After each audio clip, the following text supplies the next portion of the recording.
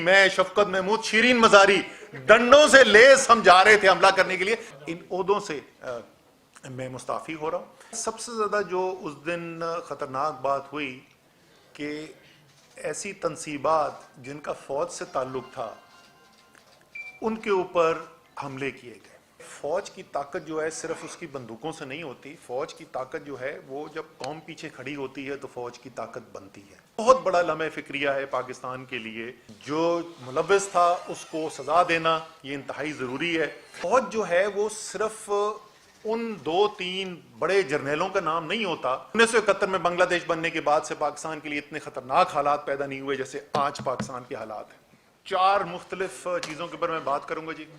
सबसे पहले तो 9 मई के बाद 10 को तो मेरी गिरफ्तारी हो गई थी, उसके बाद अभी 15 दिन की कैद तनाई काटने के बाद आ रहे हैं। तो मैं 9 के ऊपर मैं ज़रा तफसील से कमेंट करना चाहूँगा। उसके बाद मैं अपना ज़ाती तौर पे थोड़ा तजिया पेश करूँगा कि बहैसियत कौम हम कहाँ पे खड़े में हैं। मेरे ख्याल में तीसरी चीज़ मैं ये बात करूँगा कि मेरे ख्याल में क्या करने की ज़रूरत है पाकिस्तान को इस बहरान से निकालने के लिए, और आखिरी जो है वो मेरा लाएअमल आगे क्या है, वो मैं ये 4 चीज़ें आपके साथ कवर करूँगा। सबसे पहले तो जी 9 मई को शुरू करते हैं। 9 मई के दिन जो वाक़यात हुए उसकी मज़म्मत जो है वो तकरीबन तमाम लोग कर चुके हैं, लेकिन मैं ज़रा सा तफसील में जान चाहता हूँ कि क्यों वो वाक़यात जो थे 9 मई के जो वाक़यात थे वो क्यों मुल्क के लिए ख़तरनाक थे। जो उस दिन हुआ, लोगों की जानें गईं, ज़ख्मी हुए लोग, इमलाक तबाह बर्बाद हुई, सरकारी भी और निजी भी। लेकिन शायद सबसे ज़्यादा जो उस दिन ख़तरनाक बात हुई कि ऐसी तनसीबात जिनका फ़ौज से ताल्लुक़ था उनके ऊपर हमले किए गए। फ़ौज का पाकिस्तान के अंदर क्या उसकी अहमियत है, मेरे ख्याल में इसका सबसे अच्छा तज़िया इमरान खान साहब ने पेश किया। और खान साहब ने जैसे, और एक दफ़ा नहीं एक से ज़्यादा दफ़ा वो कह चुके हैं ये बात कि मुस्लिम ममालिक की तरफ अगर आप नज़र दौड़ाएं पिछले 15-20 साल के अंदर तो आप देखेंगे कि किस तरीके से तबाही देखी गई है मुस्लिम दुनिया के अंदर। और खान साहब ने एक से ज़्यादा दफ़ा कहा है कि अगर वो ना पाकिस्तान में एक डिसिप्लिन्ड और ताकतवर फ़ौज होती तो शायद हमें भी वैसे ही हालात देखने को मिलते जैसे शाम के नज़र आए, जैसे इराक के नज़र आए। इसी के साथ साथ खान साहब ने यह भी कहा कि मुझसे ज़्यादा पाकिस्तान को मेरे फ़ौज की ज़रूरत है। बहैसियत वज़ीर आज़म कहा था यही कन्वेंशन सेक्टर में। तो एक ख़ास फ़ौज की अहमियत है पाकिस्तान के अंदर, और ज़ाहिर है फ़ौज की ताकत जो है सिर्फ उसकी बंदूकों से नहीं होती। फ़ौज की ताकत जो है वो जब कौम पीछे खड़ी होती है तो फ़ौज की ताकत बनती है। और उस दिन जो मनाज़िर देखने को मिले वो ना सिर्फ काबिल मज़म्मत है बट एक बहुत बड़ा लम्हे फ़िक्रिया है पाकिस्तान के लिए कि क्यों ऐसी सूरत हाल पैदा हुई। और ज़ाहिर है उससे जो पैगाम गया मुल्क के बाहर वो भी इंतहाई तशवीशनाक पैगाम है। तो पहले भी इसकी बात की जा चुकी है।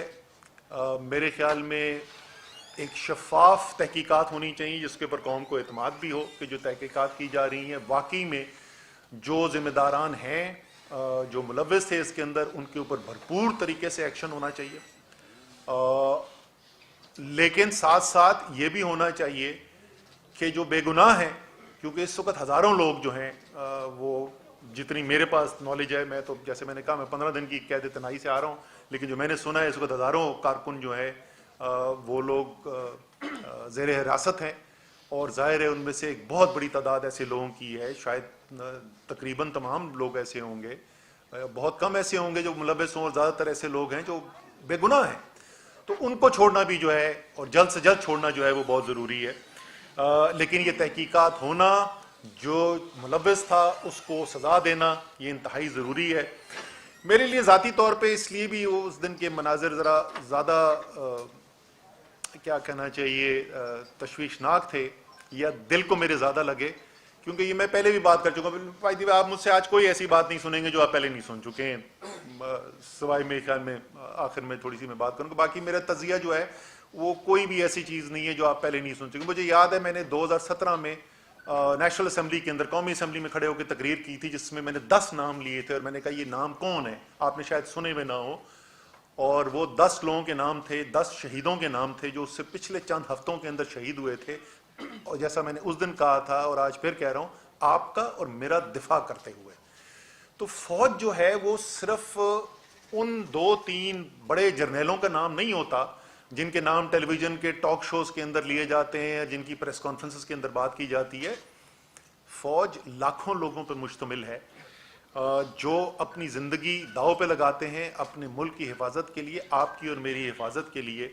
اور جیسے میں نے کہا میرے لیے ذاتی طور پہ اس لیے تکلیف دہ تھا، میرا 3 نسلوں سے فوج سے تعلق ہے، یہ بات بھی پہلے سے مشہور ہے. اور مجھے بڑا فخر ہے اس بات کا کہ کوئی 1965 کے بعد سے کہ جنگ سے لے کے اگر آپ وار اینڈ ٹیرر تک اٹھا کے دیکھ لیں، کوئی بھی ایسی صورتحال نہیں ہوئی جہاں میرے خاندان کا، میرے والد، میرے بھائی، میرے بھتیجے، وہ انہوں نے اپنی زندگی داؤ پہ نہ لگائی ہو ملک کے دفاع کے لیے. سو اس لیے جو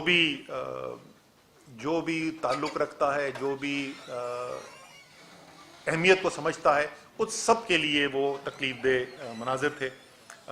تو ایک تو یہ 9 مئی کے بارے میں یہ ضرور اپنے کہنا چاہتا تھا، اور میرے خیال میں تقریباً تمام قوم کے ساتھ جو ہے یہی اظہار خیال کیا گیا ہے. تو یہ کوئی بڑی یونیک بات میں نے نہیں کی ہے. لیکن اس کے ساتھ ساتھ صرف 9 مئی نہیں ہے، ہماری قوم اس وقت کدھر کھڑی ہوئی ہے، کہاں پہ ہم ملک کو لے کر آ گئے ہیں. میں ملک کو دیکھ رہا تھا، تجزیہ کر رہا تھا، جیل میں بیٹھ کے ٹائم بہت ہوتا ہے سوچنے کا.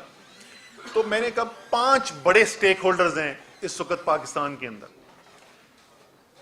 پاکستان کی عدلیہ، اعلیٰ عدلیہ میں تقسیم ہوا ہے، سارا پاکستان دیکھ رہا ہے کہ عدلیہ تقسیم ہے. عدلیہ فیصلے کرتی ہے، عمل درآمد نہیں ہوتا. ایک عجیب و غریب صورتحال ہے کہ وہ عدلیہ جس کے بغیر آپ کی آئینی طرز حکومت ممکن نہیں ہے، جس کے بغیر جمہوریت ممکن نہیں ہے، اس عدلیہ کے آپس میں اختلافات پیدا ہوئے میں اور اس کے فیصلے جو ہیں زمین پہ امپلیمنٹ نہیں ہو رہے. یہ کتنی خطرناک صورتحال ہے ملک کے لیے. دوسرا اہم سٹیک ہولڈر پاکستان کی فوج، ابھی میں تفصیل سے بات کر چکا ہوں مئی 9 کو کیا ہوا اور کیا وہاں پہ صورتحال پیدا ہوئی بھی ہے. تیسرا بڑا سٹیک ہولڈر پاکستان تحریک انصاف. میری ذاتی رائے کے اندر پاکستان کی سب سے بڑی سیاسی پارٹی، واحد قومی پارٹی.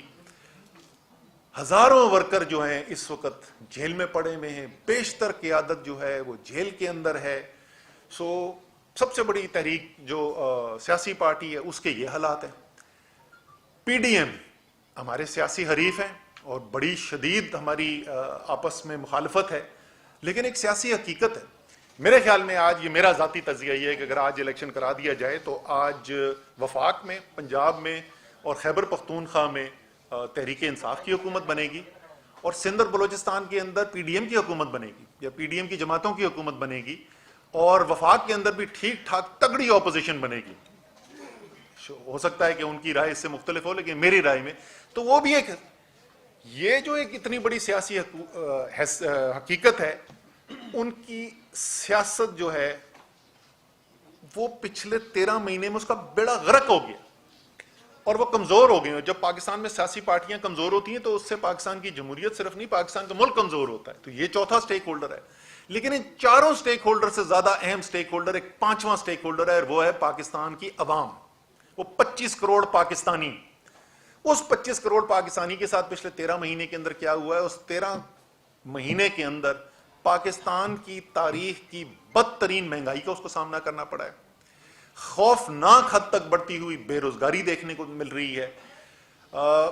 ایسی معیشت کے حالات کبھی پاکستان نے دیکھے ہی نہیں جیسی اس وقت صورتحال پاکستان کے اندر پیدا ہوئی ہوئی ہے. تو ایک عام پاکستانی کی زندگی جو ہے وہ مشکل ہوئی ہوئی ہے اس وقت، تکلیف میں اس وقت ایک عام پاکستانی. تو کرنا کیا ہے؟ اگر سارے سٹیک ہولڈرز ہیں، یا تو کسی کا فائدہ ہو رہا ہو نا، کسی کے تو حالات اچھے نظر آ رہے ہوں، سارے سٹیک ہولڈرز کے لیے اگر خرابی نظر آ رہی ہے تو اس کا مطلب جو 13 مہینے سے ہو رہا ہے وہ ملک کے لیے ٹھیک نہیں ہے. اس کا مطلب کچھ مختلف ہونے کی ضرورت ہے. اور میرے خیال میں اس میں سب کی ذمہ داری بنتی ہے کہ اس کے اندر سب اس صورتحال کو، میں نے بار بار کہا ہے، کئی مہینوں سے میں کہہ رہا ہوں، میں یقین رکھتا ہوں، بدقسمتی سے میں یقین رکھتا ہوں کہ میں ٹھیک کہہ رہا ہوں کہ 1971 میں بنگلہ دیش بننے کے بعد سے پاکستان کے لیے اتنے خطرناک حالات پیدا نہیں ہوئے جیسے آج پاکستان کے حالات ہیں۔ سیاسی طور پر اب انتشار دیکھ لیں، آئینی بحران دیکھ لیں، معیشت کا بحران دیکھ لیں، ہر طریقے سے اس وقت پاکستان ایک انتہائی خطرناک صورتحال کے اندر ہے، اور جیسے میں نے کہا کوئی بھی اچھے صورتحال کے اندر نہیں نظر آ رہا، سب کے لیے خرابی نظر آ رہی ہے۔ تو کرنا کیا؟ یہ ذمہ داری جو ہے، یہ بات بھی جو میں کہہ رہا ہوں، یہ میں بار بار بار بار دہراتا رہا ہوں، یہ سیاسی لیڈرشپ کی ذمہ داری ہے کہ انہوں نے ملک کو ادھر سے نکالنا ہے۔ اچھی چیز کیا ہوئی؟ اچھی چیز کیا ہو رہی ہے؟ ریاست کیا کہہ رہی ہے اس وقت؟ چیف جسٹس صاحب ایک دفعہ نہیں، بار بار پچھلے 2 مہینے سے کہہ چکے ہیں، بار بار انہوں نے اس بات کو دہرایا، پچھلے ہفتے پھر اس بات کو دہرایا کہ سیاسی مسائل کا حل ایک ڈائیلاگ کے ذریعے، ایک پولیٹیکل ڈائیلاگ کے ذریعے کیا جائے، اور وہ پولیٹیکل ڈائیلاگ بیٹھ کے آپس میں کمپرومائز کر کے، ریکنسیلیشن کر کے کوئی راستہ نکالیں، جو سیاستدانوں کا کام ہوتا ہے۔ اور ظاہر ہے اس میں تمام سیاسی پارٹیاں بشمول تحریک انصاف کی ذمہ داری بنتی ہے کہ وہ اس ذمہ داری کو پورا کریں۔ فوج دوسرا ریاست کا اہم ستون، کور کمانڈر کانفرنس کے اندر یہ کہا گیا کہ سیاسی مسائل کا حل جو ہے وہ سیاسی ڈائیلاگ کے ذریعے کیا جائے۔ قومی سلامتی کمیٹی کے اجلاس کے اندر، اعلامیہ کے اندر لکھا گیا کہ سیاسی ڈائیلاگ کے ذریعے کیا جائے۔ پاکستان کے دوست ممالک جو ہیں، جو پاکستان کا خیر چاہتے ہیں، وہ سب کہہ رہے ہیں کہ سیاسی ڈائیلاگ کے ذریعے ہونا چاہیے۔ سب کو فکر ہے اس وقت، باہر پاکستان کے دوستوں کو فکر ہے کہ پاکستان کے اندر کیا ہو رہا ہے، پاکستان کے حالات کو دیکھ کر۔ تو اس لیے میرے خیال میں جب ریاست کے اہم ترین ستون جو ہیں سب کے سب وہ بھی اس بات کو سپورٹ کرتے ہوں، آپ کے دوست ممالک بھی اس کی بات کر رہے ہوں، اس کو سپورٹ کرتے ہوں، پاکستان کا پرائیویٹ سیکٹر جس کو نظر آ رہا ہے کہ کیسے معیشت کی تباہی ہو رہی ہے، وہ اس بات کو سپورٹ کرتا ہے، تو وقت ہے کہ ہمیں اس کے اوپر ٹائم ضائع کیے بغیر فوری طور پر بیٹھ کے پولیٹیکل ڈائیلاگ کے ذریعے کوئی حل نکالا جائے اس کا۔ آخری حصہ جو میں جس کا کہنے والا تھا وہ یہ ہے کہ جو صورتحال پیدا ہو گئی، جس کا میں نے بھی آپ سے تفصیل سے ذکر کیا پہلے، 9 مئی کے بعد خاص طور پر اس وقت میرے لیے یہ ذاتی طور پر ممکن نہیں ہے کہ ان حالات کے اندر قیادت کی جو ذمہ داریاں ہوتی ہیں وہ میں نبھا سکوں، وہ میرے لیے ممکن نہیں ہے۔ اس لیے میں سیکرٹری جنرل تحریک انصاف کی جو ذمہ داری ہے اور کور کمیٹی کی ممبرشپ، اس سے میں مستعفی ہوں گا۔ جو میرے خیالات ہیں، ایک یہ وجہ بھی ہے کہ میں کھل کر بات کرنا چاہتا ہوں کہ کیا کرنے کی ضرورت ہے۔ میرے خیال میں اس وقت سب کو ہمیں کھل کر بات کرنی چاہیے، اور ظاہر ہے کہ جب آپ ایک اہم ترین عہدے کے اوپر بیٹھے ہوئے ہیں تو پھر یہ بنتا نہیں ہے کہ آپ اپنی کوئی انفرادی رائے جو ہے وہ الگ سے وہ دیں۔ تو اس لیے ان عہدوں سے میں مستعفی ہو رہا ہوں۔ باقی 17 مہینے گزرے، میں سیکرٹری جنرل کی ذمہ داری میں نے نبھائی ہے، جس میں 13 مہینے سے زیادہ جو ہے وہ شاید تحریک انصاف کا مشکل ترین وقت تھا، اور میں دل سے شکریہ ادا کرنا چاہتا ہوں اور خراج تحسین پیش کرنا چاہتا ہوں تحریک انصاف کے ورکرز کو، لیڈرز کو، ٹکٹ ہولڈرز کو، جس طریقے سے میں نے ان کو محنت کرتے دیکھا ہے، جس دلیری سے، جس حب الوطنی سے میں نے ان کو کام کرتے دیکھا ہے، میں بحیثیت جو میری ذمہ داری تھی سیکرٹری جنرل، میں ان سب کا، جیسے میں نے کہا، میں دل سے شکریہ بھی ادا کرنا چاہتا ہوں اور میں خراج تحسین بھی پیش کرنا چاہتا ہوں۔ میرے خیال میں یہ ورکر جو ہیں، تحریک انصاف کے کارکنان جو ہیں، یہ محب وطن پاکستانی جو ہیں، یہ پاکستان کا ایک بہت بڑا اثاثہ ہے، اور ایک دفعہ پھر آخر میں یہ مطالبہ کروں گا کہ ان میں سے بہت سارے اس وقت بے گناہ لوگ جنہوں نے کوئی غلط کام نہیں کیا ہے، اس وقت اسیر ہیں، اور ان کو فی الفور ان کی رہائی ہونی چاہیے۔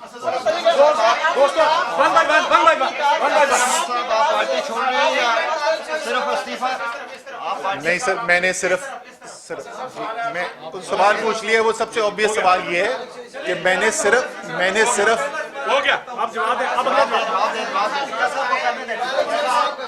صرف اردو سے جا رہے ہیں یا پارٹی چھوڑ رہے ہیں؟ سمجھ نہیں ایک سیکنڈ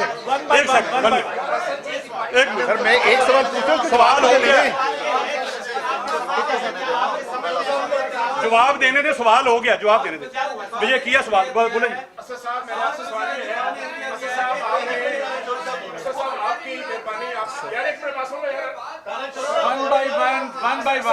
آپ نے مہربانی کی ہے یعنی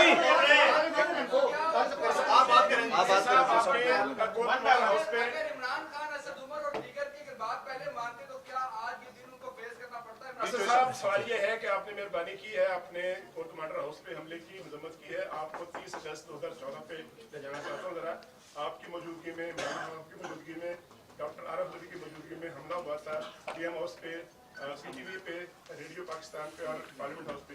مذمت کریں گے؟ اچھا جی، میں آپ کو بتا دیتا ہوں، اس کی پہلی بات تو پرائم منسٹر ہاؤس پہ کوئی حملہ نہیں ہوا تھا، کیونکہ وہ ڈی چوک کے اوپر ہی ٹیئر گیس شیلنگ شروع ہو گئی تھی اور وہاں سے آگے کوئی گیا نہیں تھا۔ پی ٹی وی حملے کی میں آپ کو کہانی بتا دوں، میں اپنے اپارٹمنٹ میں بیٹھا ہوا تھا، ٹی وی دیکھ رہا تھا، وہ جو جس کے اندر ایف آئی آر کے مطابق عارف الوی، میں، شفقت محمود، شیرین مزاری ڈنڈوں سے لیس ہم جا رہے تھے حملہ کرنے کے لیے۔ میں گھر بیٹھا تھا، ٹی وی دیکھ رہا تھا، اور میں نے دیکھا کہ وہ پارلیمنٹ ہاؤس میں کوئی لوگ گھس گئے۔ میں نے فون ملایا سیدھا اون چودھری کو، یہ کس کو، میں نے کہا خان سے میری بات کراؤ۔ میں خان صاحب کو بولا وہ تو پی ٹی وی ہاؤس میں گھس گئے، ابھی جا کے اوپر کنٹینر میں جا کے اعلان کریں، لوگوں سے بولیں کہ اگر کوئی پی ٹی آئی والا تو فوراً باہر نکلے، اور اگر پی ٹی آئی والا نہیں ہے تو ظاہر ہے اس کو کچھ کرنے سے۔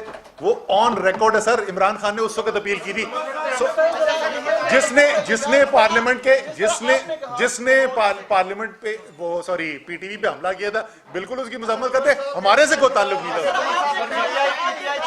اچھا جی، یہ انہوں نے یار ایک سوال پوچھا تھا، اس کا جواب بتا دوں سر، میں نے عہدوں سے استعفیٰ دیا ہے۔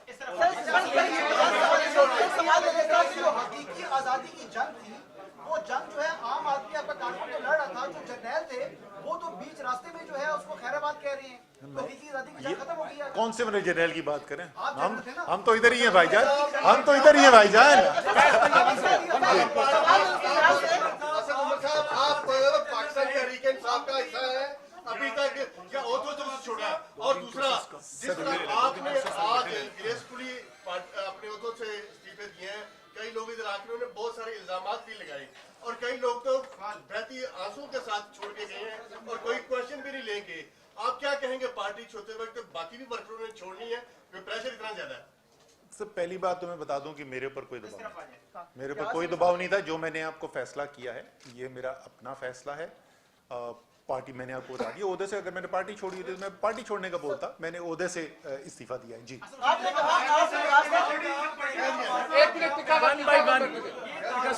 تاثر ہے کہ اینٹی اسٹیبلشمنٹ بیانیہ ہے، کیا تحریک انصاف کی اینٹی اسٹیبلشمنٹ بیانیے کے ساتھ رہیں گے یا پہلے بیانیہ باقی اینٹی رہا ہے؟ اس کی طرف وضاحت کیجیے گا۔ اور دوسرا میں نے پوچھا تھا کہ تحریک انصاف کو کس کی نظر لگ گئی، آپ نے کہا پاپولر ہو رہی ہے جماعت، آج بتا دیجیے گا۔ دو وجہ دیکھیں میں اب جہاں تک مقبولیت کی بات ہے، ہمارے پاس ٹھوس ذرائع کیا ہوتے ہیں یہ پتہ کرنے کے لیے کہ کوئی جماعت مقبول ہے یا نہیں ہے؟ یا سروے ہوتے ہیں یا الیکشن ہوتے ہیں۔ آپ نے سروے دیکھے، سروے کے اندر آپ کو نظر آیا کہ تحریک انصاف کی مقبولیت بڑھتی چلی گئی حکومت چھوڑنے کے بعد۔ الیکشن آپ نے دیکھے، 75% الیکشن جو ہے تحریک انصاف جیتی چلی گئی، تو اس میں تو کوئی شک ہی نہیں تھا۔ اب سوال یہ ضرور اٹھے گا، اگلے سروے آنے کی میں بڑا یقین ہوں کہ 9 مئی کے بعد کوئی امپیکٹ آیا پی ٹی آئی کے اوپر یا نہیں آیا، وہ ہمیں نظر آ جائے گا۔ یہ بتائیں مجھے کیا آپ سمجھتے ہیں کہ اس تمام تر انتشار، اس تمام تر خرابی اور بحران کے ذمہ دار عمران خان ہیں؟ اور دوسرا یہ کہ کیا عمران خان ابھی آپ کے لیڈر ہیں؟ دیکھیں میں نے آپ کو بتا دیا کہ جو پچھلے 13 مہینے میں ہوا ہے اس سے کیا تباہی آئی ہے۔ کیا میرے خیال میں یہ ساری تباہی ایک آدمی کی وجہ سے آئی ہے؟ میں نہیں اس اسد عمر صاحب یہ بتائیں کہ اگر اسد عمر اور دیگر लीडरान जो है, अगर उनकी बात इमरान खान मानते तो क्या उनको आज ये दिन देखना पड़ता पीटीआई को? अच्छा जी सर जी। अच्छा जी, एक सेकंड यार, उसका तो जवाब दे दूं मैं यार, इसका तो जवाब देने दो। अच्छा पहली बात तो यार, इसको सवाल का जवाब तो दे दूं यार। पहला तो मुझे ये लगता है कि अवैस कियानी को अभी तक गुस्सा चढ़ा हुआ है कि ये मेरी शादी इसने क्यों नहीं अटेंड की थी। भाई मैं इस्लामाबाद नहीं था उस दिन, ठीक है ना। अच्छा आपका सवाल क्या है? क्या असद उमर और दीगर जो लीडरान हैं आप जैसे, अगर उनकी इमरान खान बात मानते, अगर इतना रिजिड ना होते तो क्या उनको ये दिन फेस करना पड़ता आज? देखिए ये बिल्कुल मफरूजे की बात है। हमें ये पता है कि उन्होंने जो फैसले किए, ठीक है, तहरीक इंसाफ क्या है, तहरीक इंसाफ की रूह इमरान खान थे, पहले दिन से फाउंडर चेयरमैन थे। जो उन्होंने फैसले किए, उन फैसलों से वो वजीर आजम पाकिस्तान बने, वो पाकिस्तान के मकबूल तरीन लीडर बने। अगर उन्होंने फैसले अब गलत किए जो पाकिस्तान के, और इसका फैसला कौन करेगा कि उन्होंने गलत किए फैसले, ये सही किए फैसले, वो मैं नहीं करूंगा, वो फैसला करेगी पाकिस्तान की अवाम।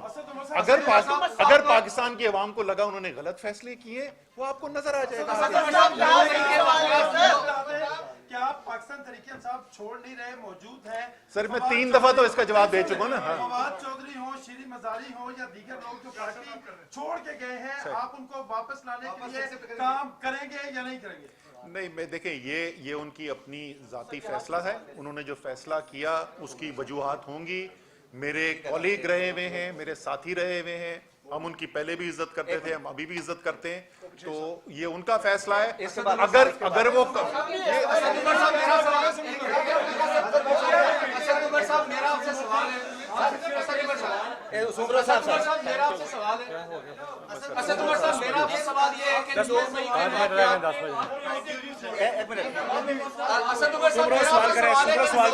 वाकयात जो है जो पीटीआई का मुतालबा था इंतखाबात कराने का, वो कायम रहेगा? और क्या ये 9 मई के वाकयात इंतखाबात में पीटीआई को डेंट डाल सकते हैं? देखें, मुतालबा तो जाहिर है पीटीआई का कायम रहेगा। वो पाकिस्तान का आइन, वो पीटीआई का मुतालबा नहीं है, वो पाकिस्तान का आइन है। सर इस प्रेस कॉन्फ्रेंस के बाद आप खुश हैं या आप इस पर दबाव है? एक मिनट दबा दो यार। असद उमर साहब, आराम से भाई, आराम से।